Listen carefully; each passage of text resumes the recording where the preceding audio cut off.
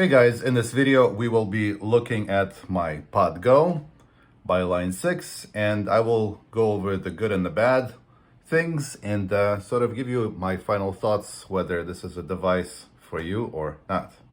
Number one, it's very light. And if you're a heavy stomper, this thing can wiggle around and not stay in place. It's so light that it feels like a toy. Number two, it does not have a built-in power supply. As with most compact devices, you have this external power adapter. And what I don't like about them is they're always very flimsy. Look at how thin this cable is. If you're careful, you'll be fine. But I prefer when the power supply is inside the device. You can just connect your regular sort of computer power cable to it, but that's what we have here. Number three, the expression pedal is very flimsy and light, and it switches very easily. It's a very compact device altogether, but the pedal is very, very small, and what I was having issues with is it was very easy to switch from expression 1 to expression 2. And depending on what you're doing, it could be a problem. So my workaround is to short circuit the switch. Just take a 1/4-inch cable. I basically plugged it into the external jack and into the effects send. So this way the pedal stops being switchable. Number four, the buttons are very crowded. This has been my complaint with the Line 6 Helix as well. The up and down buttons are right there next to everything else. And if you're not careful, since you only have 4 buttons to switch your sounds, you can accidentally change your preset. So my favorite trick is 2 Grolsch washers. You kind of stop your buttons from being as easily pressable as these ones. And also button toppers to raise the height of the buttons. Number 5 is the deliberate limitation of effects you can have.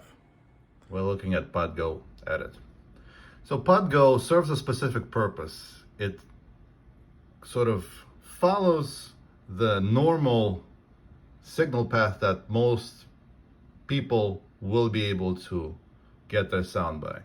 However, there's a kind of mandatory things that you cannot replace. For example, your signal chain will always have an amp, always have a cabinet, and you cannot reassign your amp block to do something else. You cannot repurpose it to be delay, for example. Same thing with the equalizer. You have this equalizer that you cannot choose any other effect. It has to be an equalizer. If you don't need an equalizer, too bad. You're wasting your sort of allocated space for it. So as a result, if you need to have distortion, tremolo, reverb, and delay, you cannot do it. You've run out of possible blocks that your preset allows. And that's a limitation that could be a problem if you have a song that needs all of those things. You may need to think of what you can throw away. Maybe you can use your effects loop for some things. But that's the thing. It's just deliberately limiting the functionality. There's nothing in the in the device itself that would stop you from using your amp and the cabinet block for something else. You have more than enough DSP to make maybe an extra delay instead of those things, but that's the limitation. And if you don't want this limitation, then you should go with a device like the Helix or HX Stomp. There's no such deliberate, forceful limitation. Number 6, a loud pop when you turn off the device. Number 7, bugs. I noticed that maybe it's because it's a newer device, there are more sort of careless bugs all over the place.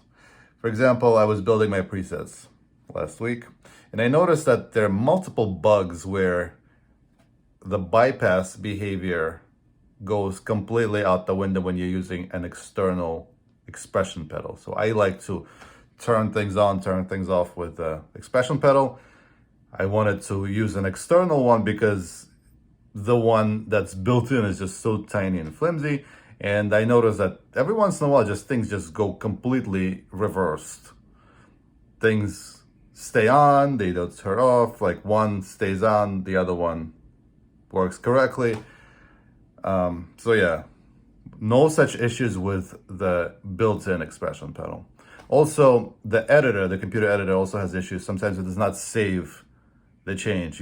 You press save, you have to really double, triple check that everything has been saved correctly. That's my only complaint about that software not always saving. Number 8, there are only 2 folders to keep your presets in. For normal applications, most people will find it perfectly sufficient for their needs.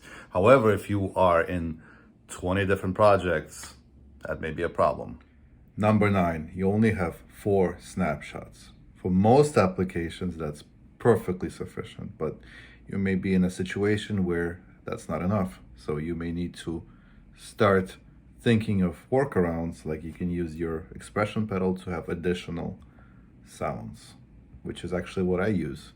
I use the expression pedal to bring in, for example, delays.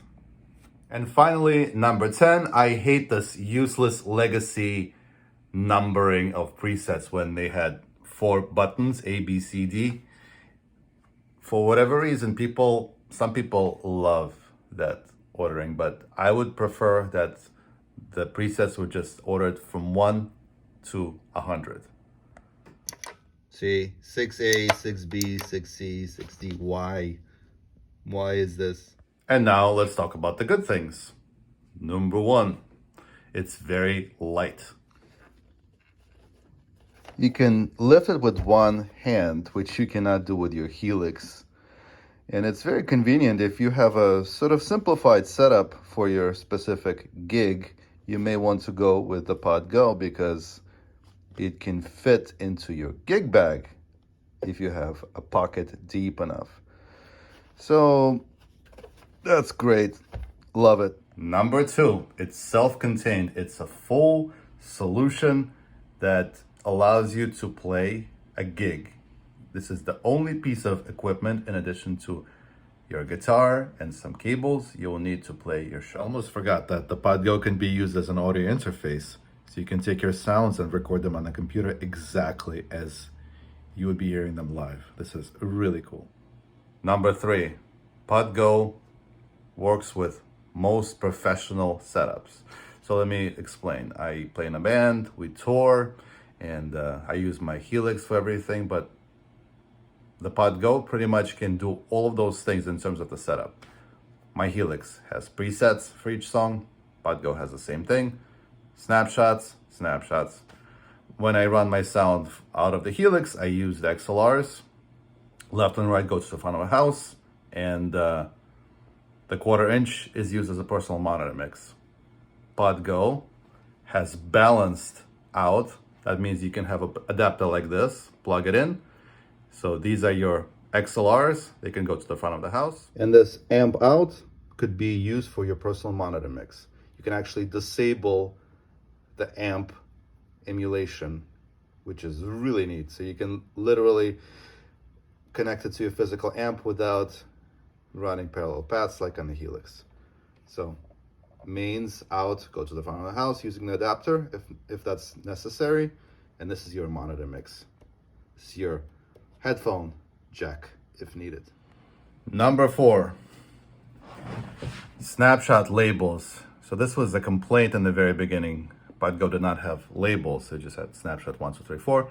Now with the, I believe the latest update, which I got like a year ago, you can actually label your snapshots. Let's take a look. So we are in preset view, press up and down together, and there you go. We have, as you can see, snapshot labels. You can actually change the colors as well.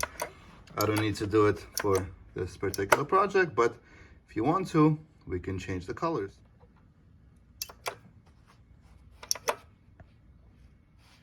One more thing, the PodGo has all the sounds nearly that a Helix has. Same great delays, reverbs, amps. Some of the things are not available because of the DSP limitation, but you can recreate your signature sound on the PodGo. The only problem is that you cannot import a Helix preset. You would need to build it from scratch, but all the same parameters are there. So this is great. Number 6, bypass behavior that the full-blown Helix has. Now, the Helix and the PodGo allows you to have really complicated sort of behavior for your blocks. You can use the expression pedal to turn things on, turn things off, turn off after 300 milliseconds or a full second if you need to. So this works not with just your wah-wah pedal. You can use it for delays, distortions, delays and distortions. And the editor allows you to configure it very easily. So there you go. If we want to, for example, bypass this amp, we can right click, bypass the sign, send it to expression pedal.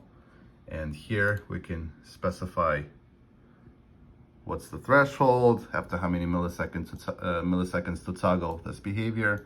So either immediately or after a full second or somewhere in between. So this is really great functionality. And finally, just like HX Edit for the Line 6 Helix, the PodGo Edit is a fantastic tool. You just need to know that it may have some bugs, but it allows you to really customize your presets and back up and restore things. So let's hear some sound demos. I'm working on this set. We have a concert in a month, and I'm coming up with a lot of heavy effects. So let's check it out.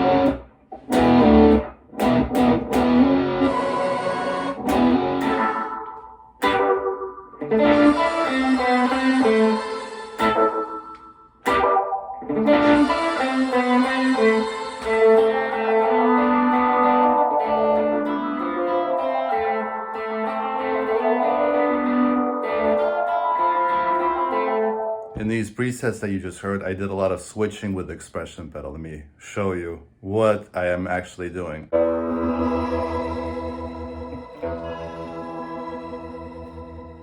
So there we have it. It's a great machine. It can do a lot of different things. It has some limitations.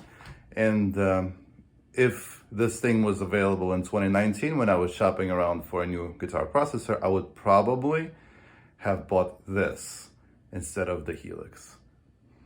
But it's great. What did you guys think? How do you guys use it? Let me know. If you have any questions, drop them below. And as always, like and subscribe. Thanks.